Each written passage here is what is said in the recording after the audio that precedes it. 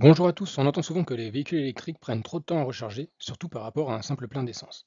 Mais finalement, combien de temps ça représente vraiment sur une année? Est-ce que ça change notre quotidien? Aujourd'hui, on fait les comptes. Alors, les données d'entrée, donc tout d'abord, les gains fiscaux, la décote et les entretiens ne sont pas pris en compte. On va parler d'argent, uniquement de carburant. Le temps au superchargeur, il est considéré comme 100% perdu. En termes de voiture, on va partir sur deux monospaces familiaux avec des gros coffres, plus de 800 litres dans chacun des cas, donc de très bonnes voitures familiales. Les prix d'achat, c'est un petit peu plus cher le Touran, mais voilà, on reste dans des choses qui sont, allez, on va dire, plus ou moins comparables. Consommation autour de la maison avec le modèle Y 15 kWh, en longue distance 18 avec de l'autoroute, mais on considère qu'on fait aussi de la ville et du périurbain. Capacité batterie, donc là j'ai pris la plus petite batterie, on verra qu'on fera une extension sur la grande batterie en fin de vidéo. Et 70% de plein moyen, c'est-à-dire qu'on va faire des 20 à 90 globalement. C'est ce qu'on fait avec ce type de voiture. Sur la thermique, donc un Touran, 1,5 litre TSI.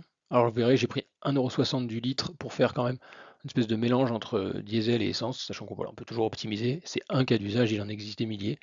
Donc vous ferez vos calculs en vous adaptant. Donc là, on va considérer 8 litres au 100 autour de la maison, ce qui est plutôt gentil, je pense, dès qu'on fait de l'urbain, on va plus haut que ça. Et en longue distance, 6 litres et demi. La capacité du réservoir, c'est 60 litres, et pareil, on l'utilise à 70% de sa capacité. Allez, on part déjà sur notre usage familial. Et donc on va avoir un usager qui fait 20 000 km par an, dont 5 000 km de grands trajets. Alors en voiture thermique, ça va représenter 37 pleins, mais on voit que la majorité des pleins sont en fait pour les trajets du quotidien, et on verra que c'est là que l'électrique se distingue. Ça va représenter environ 2h30 par an et 2 500 €. En électrique, on va avoir pas mal de charges à la maison, mais par contre celles-ci sont très courtes, parce que si vous avez un moyen de charge à domicile, ce qui est le cas avec une maison individuelle, eh bien vous allez pouvoir avoir une optimisation complète de ces trajets-là, et en plus avec des coûts du kilowattheure qui sont assez bas. Alors j'ai mis 20 centimes, c'est plutôt haut. Aujourd'hui on trouve du 13-14 centimes la nuit, sans difficulté avec Tempo.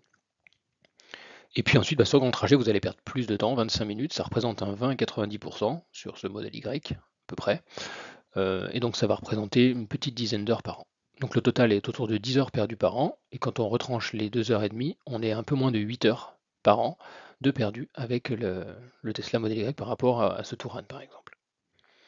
En termes de coût annuel, on voit qu'il y a une énorme différence, et ça représente au final 1 700 €, et ce qui fait 230 € à l'heure perdue, on va dire. Je vous laisse faire le ratio avec ce que vous ramenez à la maison par heure. Si vous n'avez pas de moyen de charge à la maison, c'est un petit peu plus compliqué. Donc rien ne change en fait à part cette ligne, bien sûr. On va être à 3 minutes de charge, le temps de mettre la carte bancaire, de se connecter avec le cap T2 éventuellement.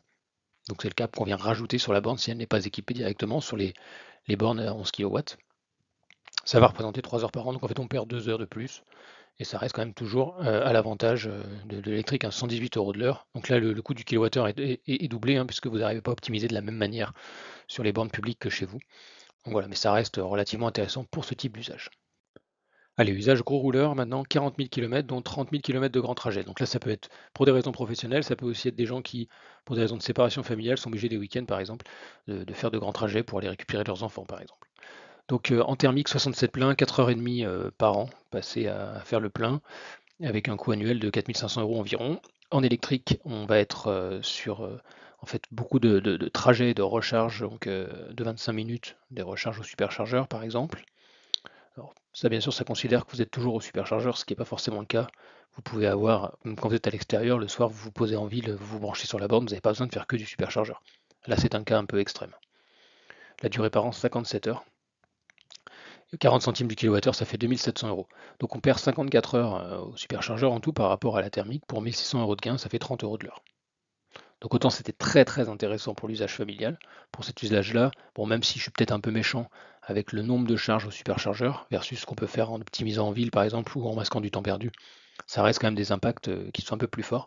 Surtout par exemple si vous faites des trajets sur le week-end ou sur 2 jours et que vous voulez vraiment optimiser votre temps. Donc voilà, là on peut arriver dans les limites de l'usage. Alors les plus taquins et les plus connaisseurs d'entre vous vont me dire oui, mais quand on fait tel kilométrage, on n'a plus la batterie de 57 kWh, on passe souvent à la version long range qui a 77 kWh de batterie, et en effet c'est le cas. Et on voit que sur nos 5000 km de superchargeur, là vous avez le nombre de kilométrage en superchargeur, et puis là vous avez le temps perdu. Eh bien vous allez des choses relativement similaire, quand on est sur des faibles kilométrages, ça n'a vraiment pas forcément d'intérêt de passer sur une long range. Dès qu'on va aller chercher des gros kilométrages au superchargeur, des gros rouleurs, on va avoir des écarts quand même significatifs. Vous voyez, on peut aller jusqu'à 10 heures par an sans trop de difficultés. Voilà, j'espère que cette vidéo vous a plu. N'hésitez pas à mettre en commentaire, partager vos expériences. Et puis moi, je vous dis à très bientôt.